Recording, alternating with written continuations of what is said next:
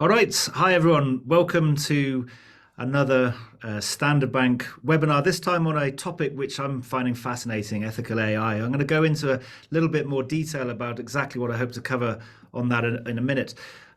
Just while you're joining, though, I really want to stress that if you haven't been on one of these calls before, I like to try to make it as interactive as possible. So if you do have questions, I've opened up the chat so you can pop them in there, or you can raise it as a Q&A. And if it's a particularly good question, who knows, maybe we even call you up onto the panel so you can ask the question and get directly engaged with Kerryn. With that, let's introduce Kerryn. A very warm welcome to you. Hi, how are you? Hi, Colin. Very well, thanks. And thanks very much for having me here today. Lovely. Now, I'm in Joburg. Where are you dialing in from? So I'm dialing in from London, a slightly murky and grey London today. Okay, well, that's basically the case every single day in London, so we don't need to go through the weather. I'm not going to give you the comparative here. Yeah, very warm welcome. Now, as your intro, you're the head of legal and digital innovation for Standard Bank, legal by trade, working in the financial sector. How have you ended up in this position of being interested and now being effectively the head of ethics when it comes to artificial intelligence? That's the first part of the question. And then the second part of the question we want to get into is exactly what is ethical AI and ethical AI frameworks. But let's start with the first part. This is a new area that didn't exist 2 or 3 years ago, and now you'll find it. What was the progression to get into that space? Thanks, Colin. So it was a little bit of luck and a little bit of planning, I suppose. So I've had a fairly varied career across financial services. And so I started developing an interest in AI and tech a long time ago. And as that field grew and I got more and more interested, I was lucky enough to have a boss who was quite forward thinking. And when I approached him on this idea of starting up a new area for legal in the bank, he said, sure, let's give it a go. He said, I'm not sure if there's any legs in it, but let's give it a go. So it all really took off from there. And that was the kickoff point. And then Standard Bank morphed into more of a platform business strategy. And since then, we've moved slightly away from that on now incorporating digital and AI and tech into how we deliver banking. But yeah, it gave me some great opportunities to be exposed to AI and to technology. So that's really where it came from. Well, why did you do that? I mean, you're obviously very curious and you're engaging with AI and going on heaps of courses that only really intelligent people like you could go on. And something's obviously spurred you as you're going through that to say there's some sort of risk or issue here that needs to be looked at, particularly from a Standard Bank perspective. What was the thought process there that you identified? Yeah, so Colin, I think it's really as you start to get to grips with tech, and I think this is an important point, right? You can't be in this field without actually understanding a little bit about the technology and what underlies it. Otherwise, you don't really understand the risks. And the more I started to look at it, and the more you see the opportunity and the use case for AI in the bank, and we'll hopefully get into that in a little bit later. The more you engage with that, the more you realize that actually there's significant opportunity. It's a super exciting time to be in the space, right? I don't think, and this is definitely not going to be a talk about chat GTP and generative AI only, but as we sit in this space and as this field explodes, it's an incredibly exciting time to be involved. But it's also a space where we don't know what we don't know. We don't know how things are evolving. And I think that's in part why this deep interest in ethics and in AI ethics was sparked, because I think sometimes we don't even understand, we don't understand the risks we're running, and we don't understand the importance of taking an ethical lens to AI and to the technology we're using. Let's start by describing that. What is this whole field of ethical AI? So I think let's first start maybe by looking at what is ethics itself. And it can be a little bit confusing because ethics and the law are quite closely linked. But actually, ethics is really about what is good or bad, what is morally good or morally bad. And sometimes that's supported by the law. But the really interesting thing about ethics, and the reason that this is such a tricky space to be in, is that there's no right or wrong answer in ethics. So sometimes there's very clearly an unethical answer, but very often we've got absolutely no 100% correct or 100% incorrect answer, and we land up in this kind of gray space with ethics. And so that makes it quite challenging when you're trying to say, well, how do ethics and AI fit together? And I think one of the ways we Can can, you give us an example of that, Kerryn? I think that's a fascinating point. Give us an example of that. so here's an interesting example, right? And I think, Colin, I'm going to ask you if you're able to run a little poll for the people who are on the call, and we can do a quick show of hands on this. But here's a way to think about ethics and why there's no black or white answer. And for those of you who've been to one of the business schools or studied ethics and philosophy, forgive me and just bear with me, but it is an interesting use case to think about how it plays out in real life. So if we took an example where we've got a train driver and he's going down a track, and the track veers and branches off, and if he keeps going straight, there's 5 bodies that have been tied to the train track in front of the train driver, and the train is going to kill all 5 people if it hits them. If the train veers off to the left, there's 1 body that's tied to the track, and the train's going to kill the 1 body. And you are the person who's standing at that intersection with a little lever. And if you pull the lever, the train's going to go left, and the train is then going to hit just the 1 person who is going to die. We know that person's going to die. If you don't pull that lever, the train is going to continue going straight, and it's going to kill all 5 people. So the question I've got for you, and there's no right or wrong answer here, is, do you pull the lever or don't you pull the lever? So maybe if everyone can just quickly put their thoughts into that.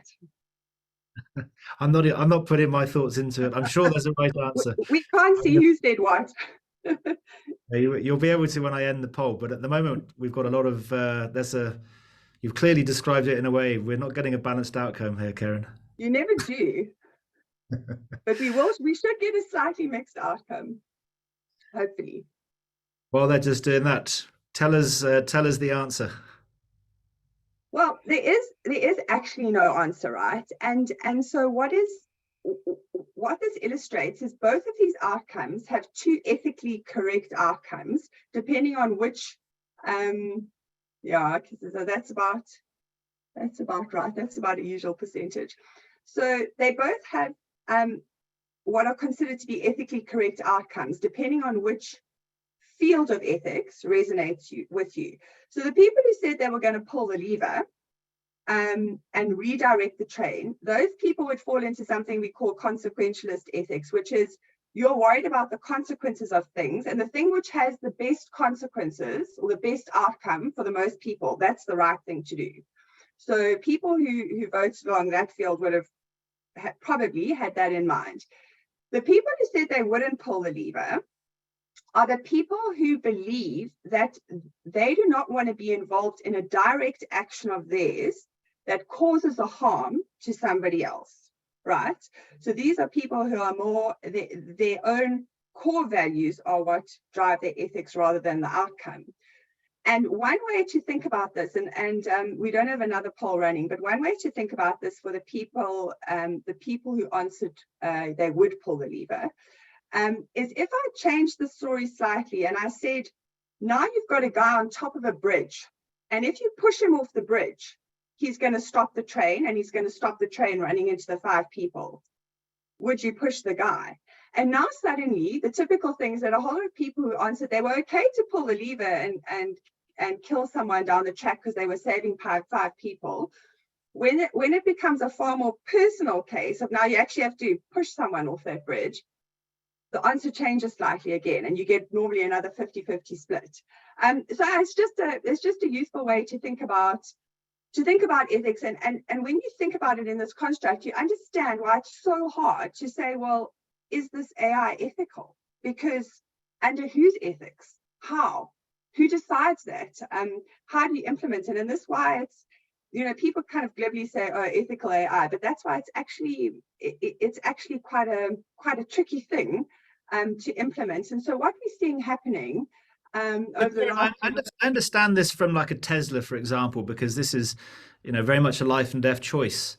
And they've been having this battle for years now. Do you design the car so that it Yes. protects the passengers, or does it protect the people in front? And does it change if it's an old couple or a lady with a baby going across a zebra crossing, as opposed to, three gangsters? So they've been running those simulations and Mm. discussions for years now, and it's not clear to me what they've decided. Then you get to the next level. Who is actually at fault? Is it the car manufacturer? Was it the software provider that gave you the AI? Was it the people that took the input data? There's so many different facets to it. What about in the normal company, though? Is this a bit extreme, or are we still facing potentially the balancing of different risks and opportunities and benefits from AI? Yeah, so it's a great question, Colin, and it is extreme in the instance of probably your typical company that we see today. But I think it also depends pretty much on the industry you're in, because the AI and the applications we're seeing in healthcare could have far more extreme implications for people than the AI we're possibly seeing today in financial services, for example. But I think you can't also underestimate sometimes how a very simple algorithm or a simple piece of AI can have a negative and significant impact on people. So, for example, if you were using AI to decide on a lending algorithm, so who am I going to lend money to? And you were looking at, I don't know, you were looking at lending this money out into not your, maybe a more rural environment where you were giving people access to base money just to get fees to pay school fee, money to pay school fees or those kind of things. If you've got the wrong algorithm and you've got data that isn't accurate and you've got biased outcomes in that data, the people you decide to lend money to or don't lend money to, I mean, that can have a direct impact on that person's life. That can mean that person somewhere in the middle of nowhere can't get their child to a hospital when they need to because they don't have the fare. So, I mean, I'm taking it a little bit to the extreme, but I'm just saying we need to think about everything we do impacts human lives on the other side of it. And so sometimes what we think is a fairly innocuous type of AI or something, well, we lend to them, we don't lend to them, it doesn't really matter. That can actually have, for the real life people on the other side, fairly significant consequences. So yeah, I take think your that's a point very quite good extreme, example. I but actually, sorry, I think that's an excellent example. And it's such a good example because we faced that situation pre-AI as well. So, sitting here in South Africa, a lot of this audience are going to be based in South Africa. We know that there is a huge need to democratize access to finance across the 50 million people living in South Africa. There's huge ethical issues there because it's just too expensive, it's too complicated. There's 20 million people there that could really benefit from free finance. And we've seen this last couple of years as well. There's lots of evidence that shows that those old-fashioned scorecards that banks used were completely useless. Just because you don't have a proof of address, that doesn't mean that you're a bad credit. Just because you don't have your details in a credit scoring agency like an XDS or whoever it might be, doesn't mean that you're a bad credit. And yet, this has already been a bias that's been there for decades. And now we're just going into this new world where AI is offering us huge opportunities to serve that market. And like you said, huge opportunities to completely mess up and still be incredibly biased and unethical. And my question is, how are you going about trying to go and deal with this incredibly complex type issue? Because there's so many parties and stakeholders that want to get into this discussion. yeah, Colin, it is. It's extremely tricky. So, and I think the first thing people have got to, the first sort of step to all of this is you've got to understand the landscape of the organization that you're in. So what does that landscape look like? And I think the days of saying, well, our IT and our tech teams understand what technology and what AI we use, those days they're long gone. We can't exist in a world like that anymore. Similarly, our super smart data scientists, and I think our John will be on in a couple of weeks, I think, talking a little bit more about our data science and AI. But we can't also rely solely on the data science team to do this. So part of what we need to do is to try and understand what our landscape looks like. What is the AI that we've got in our organization look like? And really significantly, what is the data? What is the data in our AI in our organization look like? And there's two pieces to that, because the one aspect as well is the data legitimate and have we collected it correctly, which hopefully the answer is yes to all of that. But then the second question is, what hidden biases are in that data? Is there dogmatism in that data? What happens when we process and collect it and use it differently? So all of these things, before you can even start, you have to understand what that landscape looks like and what your organization looks like. And then the next step is to try and work out what people you've got. And obviously in a bigger organization, you will have access to a more diverse team. If you're a smaller startup, it can be a little tricky. And I've seen a lot of the startups actually calling in outside advisors to help them, work out. Often they've got fewer products, but they've got less people. So then it's working out what are the roles and responsibilities of everyone in this journey. And the point is with this thing, it's not one person's role and it's not one person's responsibility. It's got to permeate. It's got to permeate what you do. So any division using AI to run a platform, to put things out there, running AI in the background, using generative AI, all of those players have got to be thinking about this and thinking about what the impact is and what the ecosystem looks like that they're playing in.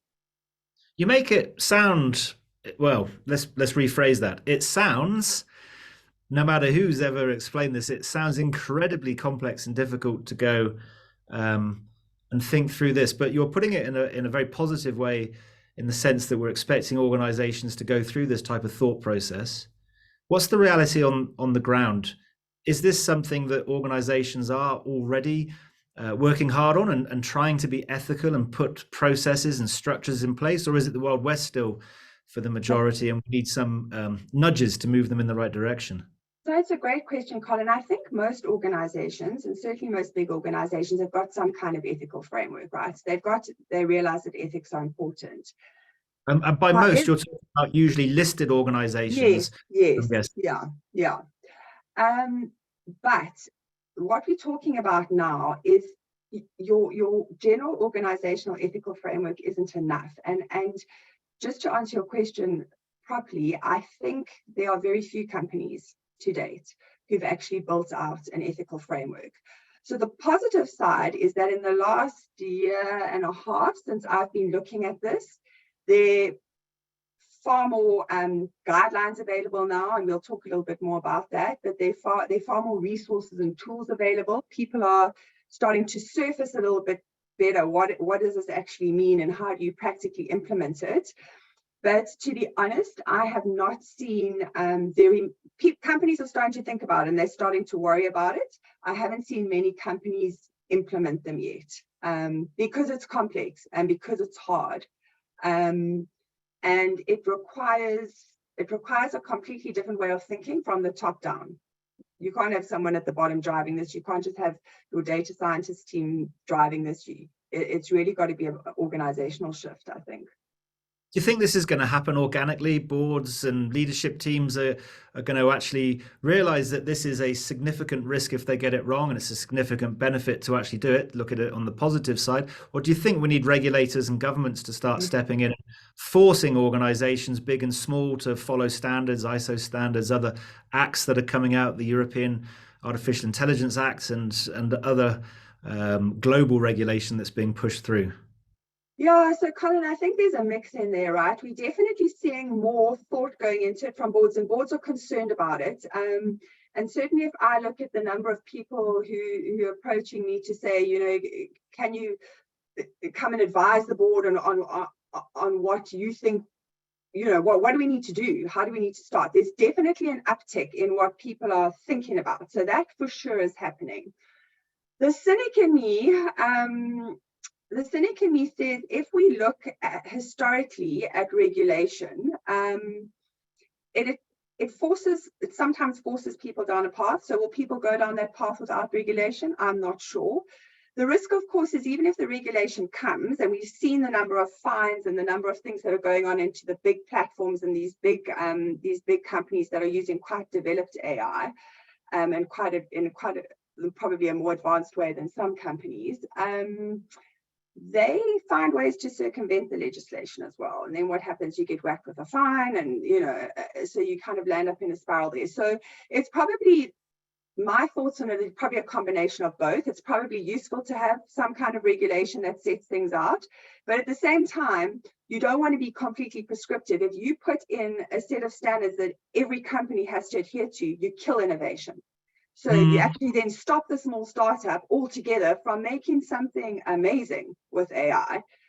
So there's a really tricky balance there between, and this is why the EU AI Act came under a lot of fire, because people are saying, well, you're just going to kill innovation. And it's why Britain, on the other hand, has taken a view, well, we in the UK are rather going to take a risk-based approach, and we're going to go in by segments, and we want to be pro-innovation. So I think it's also top of mind for regulators. They're very aware that if they're too prescriptive, you could kill everything. But at the same time, they're terrified of, and probably rightly so, of what could come.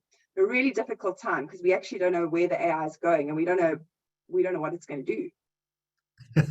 Which is a scary thought. Let's put you on the spot. Yeah. Good question from Abdullah. Hey, Abdullah, I hope you're well, by the way. We'll see you in a couple of weeks, I hope. I'll email you separate. Anyway, going off topic. So while also ensure, how do you go and get this AI for efficiency and productivity sorted out on these frameworks? Obviously, you've just touched on it a little bit, that you've got to make sure that the concerns are addressed in organizations. You don't want to go down that slippery slope where you start stifling innovation and actually becoming preventative for your organization's very ability to survive, because the competition's moving ahead. But you also can't go too far the other way, where it comes to light perhaps in future years it wasn't intentional today, but you find out it was unethical, it was biased, the data was inaccurate, it did lead to huge bias in how you're dealing with people. You weren't able to delete people's data because once it's in the algorithm and the algorithm is trained, there's no way to go and reverse that, because you don't know exactly how it works, and all the myriad of other issues that can come through. So how do you set that up to get that balance? And have you got any great examples at Standard Bank? I think it's a good question there from. Thanks, mate. So it's a great question, and it is really hard to get the balance. So part of what we've done at Standard Bank, which might help bigger organizations if you're trying to look at deploy one of these framework, is to start in an incubated environment, because that enables you, and by that I mean pick one place where you can test this framework and you can get input, and you can get the right people around the table, the right mix of people, because that's pretty important here as well. You don't want a bunch of risk-averse lawyers. Similarly, you don't want a bunch of ONI. You don't want a bunch of ONI data scientists. You don't want a bunch of, so you really want a nice mix of people who are coming with different lenses, different ideas, different views on what can make things work in the organization, and different views on what can cause you to fail. And then I think to incubate that in a smaller space and to test what you're doing is pretty useful. And then to test it against technology. So we are at the moment developing we're using an AI nudging technology, right? And I'm just using that as a small example, but you can then use that to start to test your framework against. And you want to work out, it's a great question, because if I say to you, my AI needs to be fair, what does that mean in practice? How do you test that? How do you work that out? And so these are the kind of things you can work out. Well, in this context, it means X or Y, and then you can start building out something around that. And ultimately, where you're trying to get to is something that's measurable. And Colin, you raised an interesting point there around, how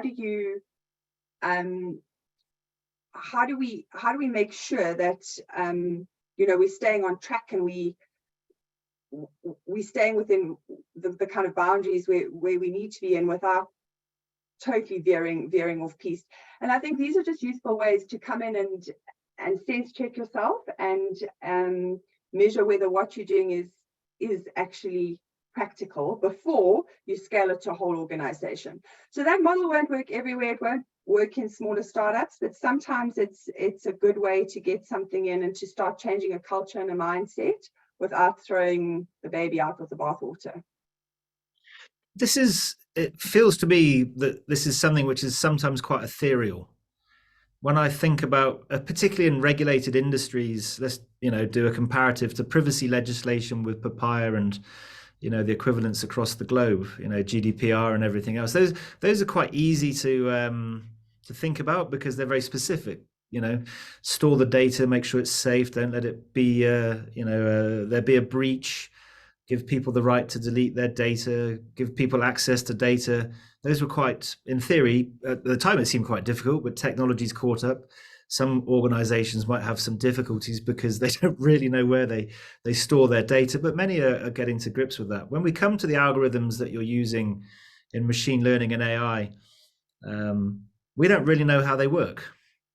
And so how do we expect this to progress? Are there going to be auditors that are coming in who over time are going to be able to say directly that, no, this is a good algorithm. You have you've clearly put a lot of thought into your data and training processes. We're very comfortable that the outputs are not biased from the way that you've built these particular pieces.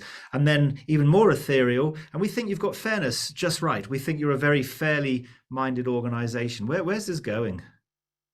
Yeah, so Colin, I think you raise a couple of interesting points in there, right? And the one is that I think we mustn't think about these frameworks certainly as delivering only an auditable right or wrong response, because the one thing we know about AI is that bias is there. There are problems there. It's not always transparent. There's not always sufficient human in the loop. There's a myriad. You just have to Google AI bias and you'll see a million things come up. So the one thing that we know is that when we deploy this AI, it's not always going to be right. So I think people need to think about these frameworks as a way to fix problems. And that's why when we talk about these frameworks, they're always iterative. You look at the language that the EU artificial intelligence high-level expert group uses. All of them will talk about this. The Turing Institute, the Ethics Institute in Australia, they all talk about this iterative idea because we don't know what AI is going to do. And certainly the one thing we do know with AI is you can deploy it for one use case, and then suddenly, before you know it, you're using it somewhere else in a completely different context that was never envisaged. The other challenge you've got, obviously, is when you're using AI in a deep learning model and not necessarily using supervised learning, you don't know what the machine is going to do. You don't know what correlations it's going to make. You don't know what it's going to spit out. And you don't actually always know how it's going to behave. And I think as AI progresses and as this becomes more and more embedded into business, this is going to become a more and more realistic and challenging problem. So I think there's two points in that. One is that you've got to look at this thing as a way to say, how do I keep checking myself and check that I'm on track? And so that when I'm not on track, I know where to adjust. So that's the one piece. How do I know what to do? And the second piece is I actually think with time, these frameworks will become easier.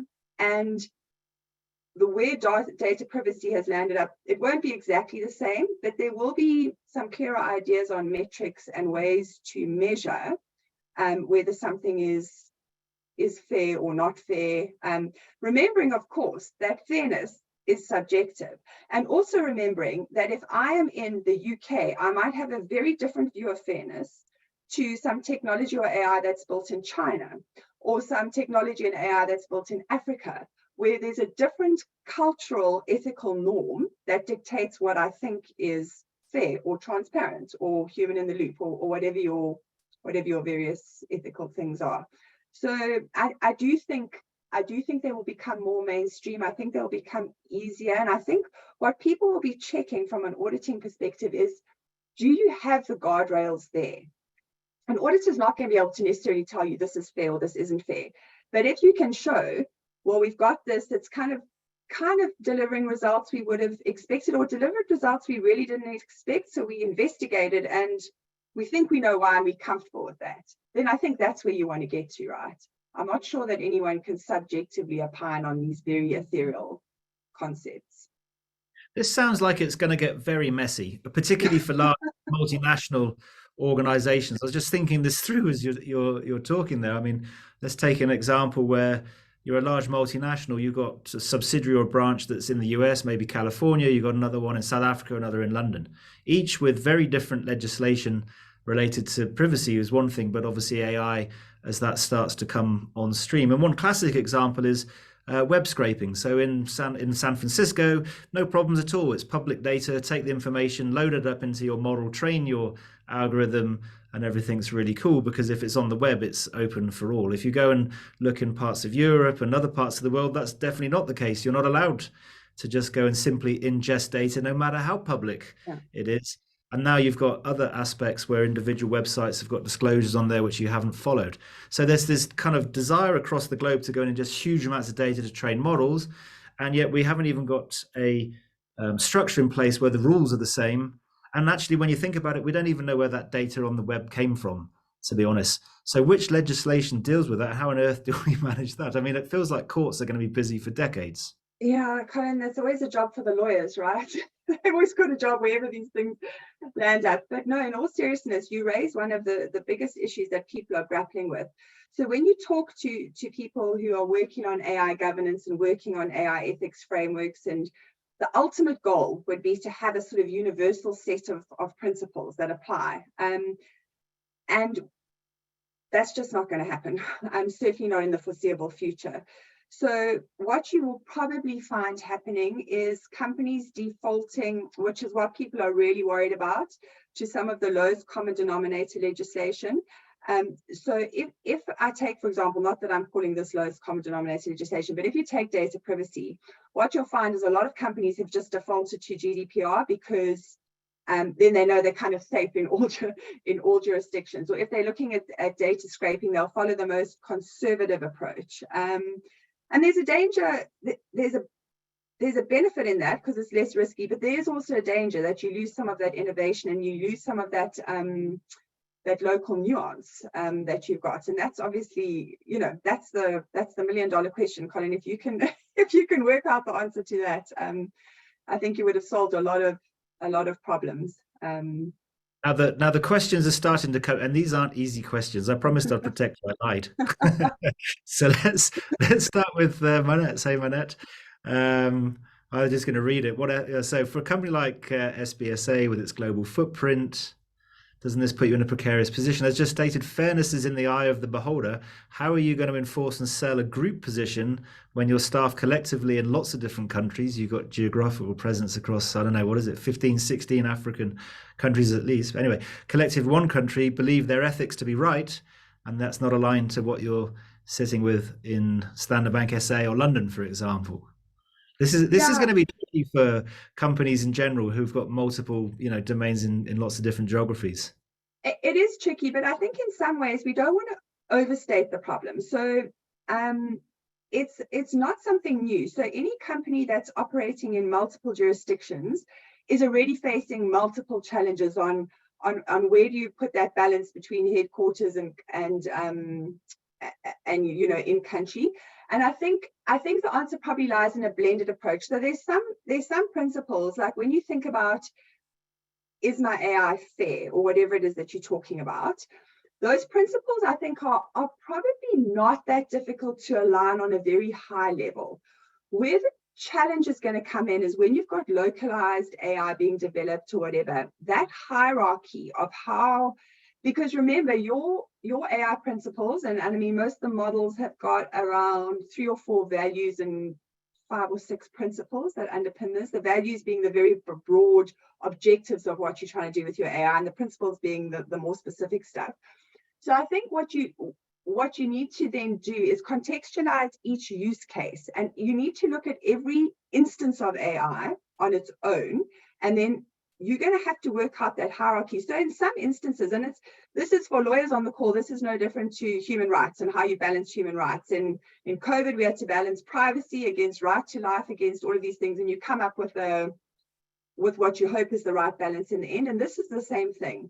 So we're going to have to take each, you need to think about this AI ethics as a framework that sits over the thing with flexibility, so that you can take each instance of your AI and then work out in that instance which value might take precedence over another value in that particular particular use case, because you will have times when it's more important to be transparent than something else, or you will have times where it's less important to have human in the loop because the risk assessment of that AI is lower. So I think the way we don't want to, you can get caught up in this idea of, oh my word, how are we ever gonna deploy something that makes sense for everyone? But Standard Bank as an organization already has a very strong ethics framework, and that ethics framework applies to the whole organization. So this is just about not panicking, but leveling it out for AI so that we are asking the right questions and thinking about the right things on a case-by-case basis. Two structural questions. Yeah, I think it's the best answer I've heard on something which is incredibly complicated. There's common sense and maneuvering through this, but as you say, we're not talking solid lines here. There's lots of areas of grey, which is, I suppose, unsurprising because in many ways, as people say, AI is very similar to human. And we're not particularly great at walking. We're going to come back to that in a minute, though. Rob Jackson, many organizations are silo-based. Is it essential to create an integrated organization? Great question. A framework for so AI in an integrated way across the organization. Yeah, that's a great question, right? And I think it very much depends on your organization and what it's doing. My gut feel is that you're better off having a single set of values and a single set of frameworks. Again, going back to that question that came before, that you can then use in your silos if you're not, if you are siloed. I think the risk with silos as well, though, right, is AI is going to break down some of those risks. And what's going to happen is that people are sometimes less siloed than you think. So depending on how and this is a starting point, right? Because you're going to define, each organization actually needs to work out what it means by AI. And surprisingly, there are quite a few definitions of what AI is out there. So I would advocate going for quite a broad definition of AI, and then working out in terms of risk, how you want to apply your framework to that. But your AI is probably not going to be deployed always in a siloed way. So I think there's a danger, and this is just my own personal view. I think there's a danger in trying to make a very siloed approach, because your organization could land up with treating the same piece of AI differently and in a different risk way through different parts of the organization. So I would rather look to each use case with a single framework. When I think about AI, it reminds me of humans. Reminds me, and I think about the way that we think about, particularly generative AI. And you think, what is, use myself as an example, how am I going to be driving in the next hour after this particular call? How am I going to behave in the next meeting? What am I going to say to these different people? What am I going to do in terms of savings and investments? What am I going to do to prevent myself from committing some sort of crime? And if I think forward, I basically think I'm some sort of very basic biological version of AI where I don't 100% know what's going to happen in the future, but there's clearly a process the brain goes through which kind of starts here, and we've had all these inputs. I've learned stuff, I've experienced stuff, I've compared myself to others, I've been told things I can and I can't do, and now I'm looking forward and I don't have to think too hard. Hopefully, roughly, I sort of maneuver my way through as a reasonably honest human being. Let's use that as a term.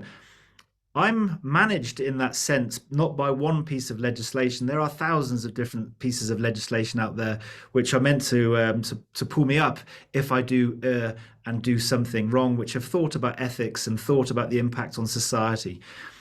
I wonder if in the AI space we need definitive AI legislation, or whether the existing legislation is actually enough because it's just essentially a variation of what I've described. Yeah, Colin, so this I think highlights the difference in approach that, for example, the EU and the UK have taken. So the EU have gone, well, we need a piece of legislation for AI, and they have delivered the world's first AI-specific encompassing legislation. So we've had bits and pieces in China on certain aspects of AI, but they've developed the first all-encompassing AI-related legislation. The UK, on the other hand, have said, well, we are not going to do that in their white paper. We are going to rather leave it to our pillars, so our existing regulators, and this kind of goes to what you're saying, Colin, to work out where we need to add to their remit, so whether it's Ofcom or whoever it is, What do they need to do in their remit to take account of AI? And how do we need to think about that? So there's two things in there. One is, I think people make a mistake in saying, they look at the EU AI Act and they say, okay, well, I'm low risk, so my AI isn't legislated. That's completely not true. To the point that you raised, there's a myriad of other pieces of legislation that will catch certain behaviors from AI and things that our companies are doing. So just because you don't fall squarely within the legislation doesn't mean you are now kind of free to do what you want. So you're definitely still caught in that net. The danger of not, so that's the kind of downside to the AI legislation, and people are worried that's too prescriptive and it's going to mess with innovation. And that's actually, I mean, if you look at what they had to do with the EU Act, they had to rewrite that act when generative AI came out, because in that time between having published it and ChatGPT being released, they suddenly realized, oh my word, we haven't catered for a whole host of things that are now suddenly very real. So that's kind of the risk of trying to regulate something that you don't know where it's going, right? The risk of not putting any regulation in place and going on a piecemeal basis is we could land up in a situation where things are treated very differently in healthcare to how they're treated in, I don't know, general data, to how they're treated in on platforms, to how they're, depending on which minister's remit they fall under and what people perceive a risk to be. So you could end up with quite a disjointed approach there. And I don't think, and I think this is part of the reason we haven't yet, it's taken so long to even get to this point, is nobody actually knows what the best approach is to do here. And yes, AI definitely has regulation in existing pieces of regulation. We can probably, as time goes on, build that regulation out. The real issue with regulation, though, is regulation in its typical form looks back.